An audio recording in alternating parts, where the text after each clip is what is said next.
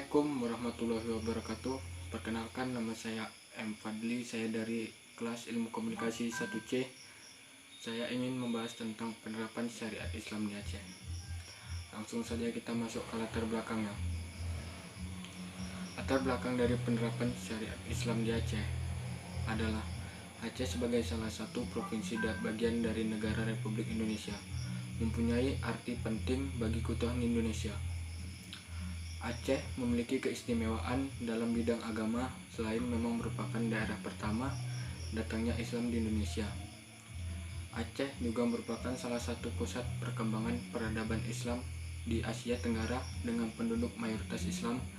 Jumlah penduduk Islam di Aceh adalah 98%. Penerapan syariat Islam di Aceh merupakan yang pertama di Indonesia. Hal ini menjadi sebuah kendala tersendiri dalam mencari format ideal. Dalam menjalankan proses penerapannya, berbagai teori dan pemahaman tentang syariat Islam dikonsepkan oleh para pemikir Islam dan non-Islam dalam rangka mencari pemantapan dan kesesuaian antara teks dan realitas penerapan syariat Islam. Menyangkut persoalan Aceh dengan penerapan syariatnya, literaturnya masih minim karena ini masih baru dan pertama dalam sejarah Indonesia. Namun ada juga artikel ataupun tulisan ilmiah yang membahas mengenai hal itu. Nah, tadi kita sudah membahas tentang latar belakang dari penerapan Islam di Aceh. Sekarang kita masuk ke pengertian syariat Islam di Aceh.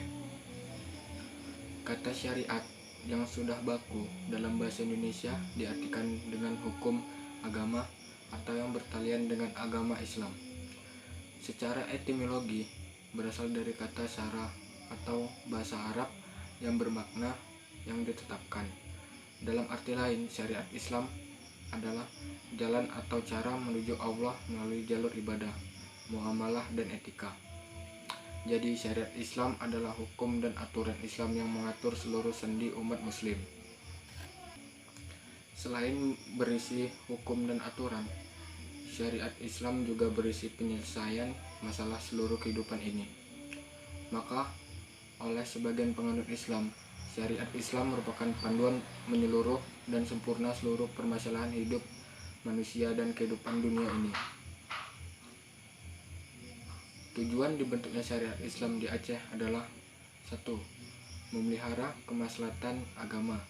Yang kedua, memelihara jiwa. Yang ketiga, memelihara akal.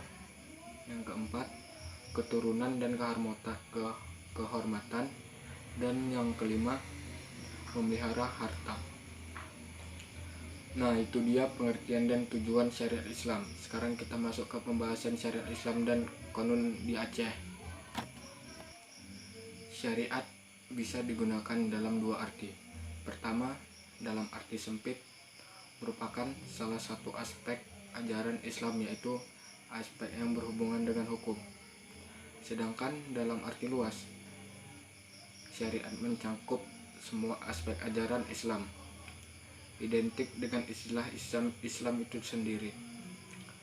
Dasar hukum dan pengakuan pemerintah untuk pelaksanaan syariat Islam di Aceh berdasarkan atas Undang-Undang nomor 44 tahun 1999 tentang penyelenggaraan keistimewaan Provinsi Daerah Aceh dan Undang-Undang nomor 18 tahun 2001 tentang otonomi khusus bagi Provinsi Daerah Istimewa Aceh sebagai Provinsi Nanggroe Aceh Darussalam.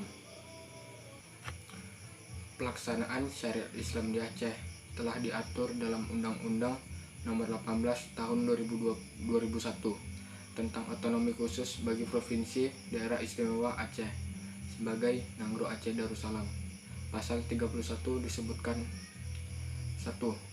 Ketentuan pelaksanaan undang-undang ini yang menyangkut kewenangan pemerintah ditetapkan dengan peraturan pemerintah. Yang kedua, ketentuan pelaksanaan undang-undang ini yang menyangkut kewenangan pemerintah Provinsi Aceh Darussalam ditetapkan dengan Konun Provinsi Aceh Nanggroe Aceh Darussalam. Sekarang kita akan masuk ke pembahasan lain. Tadi kita sudah membahas tentang syariat Islam dan konon di Aceh. Sekarang kita akan membahas ketentuan pidana pelanggar syariat Islam di Aceh. Ketentuan pidana pelanggar syariat Islam di Aceh berdasarkan Peraturan Daerah Provinsi Aceh Nomor 5 Tahun 2000 tentang pelaksanaan syariat Islam Aceh. Ketentuan pidana diatur di dalam bab 5 pasal 19 yang berbunyi: 1. Barang siapa yang melanggar ketentuan sebagaimana di dalam pasal 11 ayat 1 dan ayat 3, pasal 5 ayat 1, pasal 8 ayat 2 dan ayat 4, pasal 11 ayat 3, pasal 15 ayat 3 peraturan daerah ini diancam dengan pidana kurungan paling lama 3 bulan atau denda paling banyak 2 juta rupiah. Yang kedua, denda sebagaimana dimaksud pada ayat 1 merupakan penerima daerah disetor langsung ke kas daerah.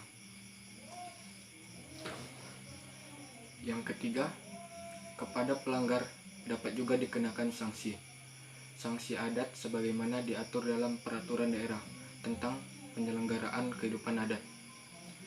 Yang keempat dan yang terakhir ini, tindak pidana sebagaimana dimaksud dalam ayat 1 adalah pelanggaran. Sekarang kita masuk dari penutupan atau kesimpulan dari pembahasan video ini.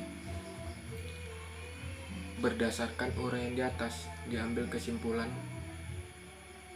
A.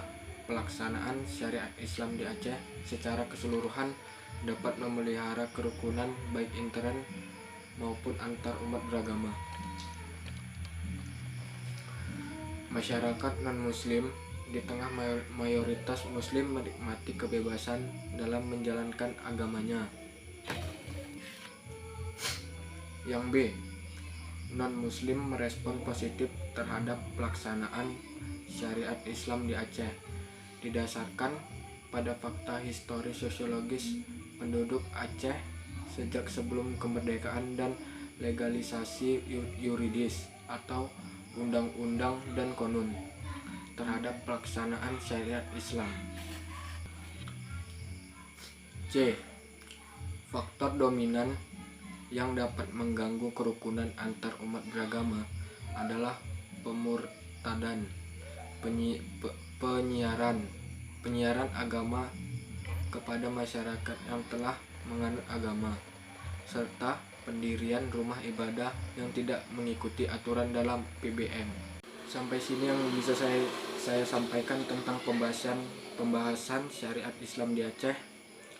Bila terjadi kesalahpahaman atau kurang jelas yang saya bicarakan, saya mohon maaf. Saya akhirin, wabillahi taufik wal hidayah. Wassalamualaikum warahmatullahi wabarakatuh.